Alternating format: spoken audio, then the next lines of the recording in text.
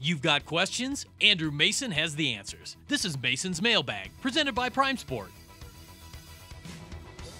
Back on the practice field at UC Health Training Center for another edition of Mason's Mailbag. I'm Andrew Mason. Thanks for joining me out here.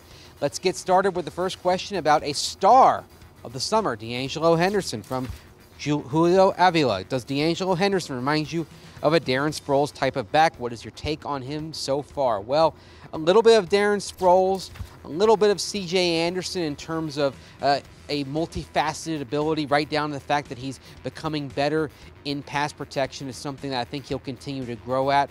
Even a little bit of Danny Woodhead. And in fact, the funny thing is with Woodhead, who worked with Mike McCoy in San Diego, I thought that might be the first role for De'Angelo Henderson, a third down guy who caught a lot of passes out of the backfield. But as we've seen this summer, De'Angelo Henderson's role could be more expansive and more versatile than that. The Darren Sproles comparison, I think that's fair, but at the same time, I think Henderson is built for more of an every down role than Darren Sproles. I think he can do some of the things in space that Sproles could do, but he could also be an every down between the tackles, pounding kind of back if the need arises. So, with De'Angelo Henderson, you're looking at a guy who has a varied skill set, who can do everything that you ask a running back to do. The Broncos clearly have a steal in him, I think, already. You can say that as a 6th round pick. We'll see if the production, continues to hold up as it has in the preseason so far, but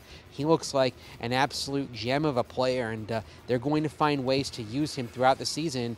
And maybe you're talking about him being another C.J. Anderson in this offense. If they can find the reps for him, he can be a multifaceted back who is effective as a pass catcher between the tackles, able to make a guy miss in space, able to work in pass protection and pick up the blitz when the need arises.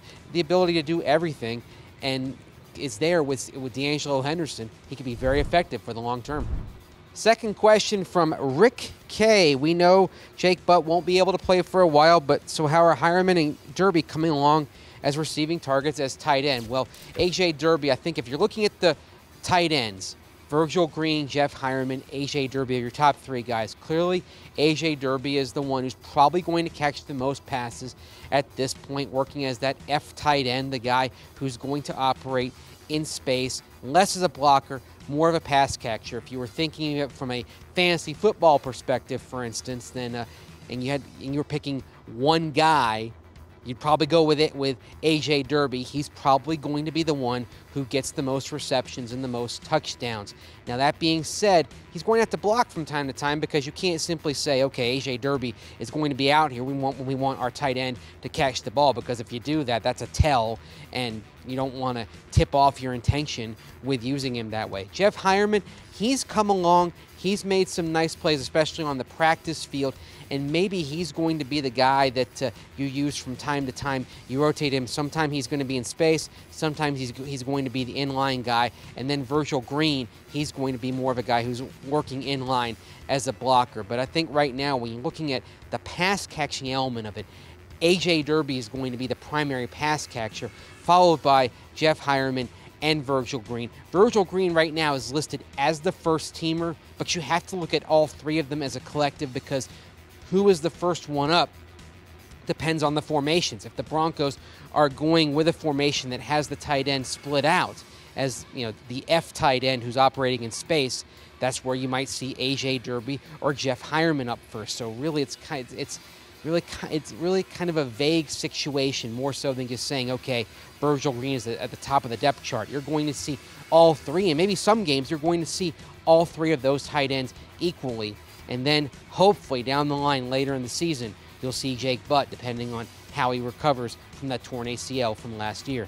Thanks for the questions. If you want to join us next week after the preseason finale, go to denverbroncos.com/Mason's Mailbag.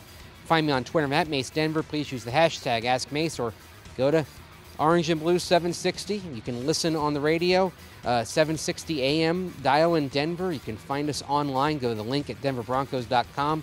I'm talking Broncos every afternoon. Until next time, take care, and thanks for watching.